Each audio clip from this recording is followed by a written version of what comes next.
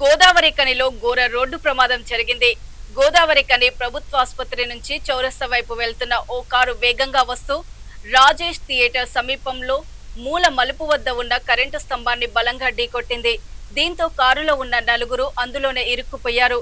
ఒకరు మృతి చెందగా ముగ్గురికి తీవ్రంగా గాయాలైనట్లు సమాచారం. కారు ముందు భాగం నుజ్జునుజ్జయింది. ఘటనకు సంబంధించి పూర్తి వివరాలు ఇంకా తెలియాల్సి ఉంది.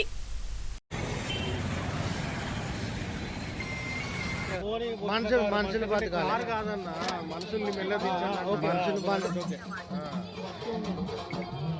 అందరు బతికే ఉన్నారు.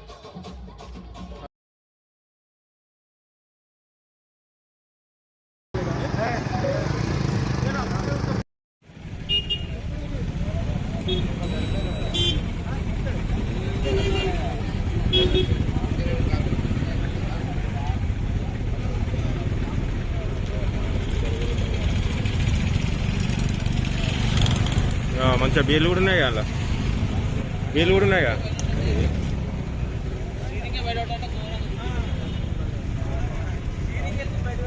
బీర్లు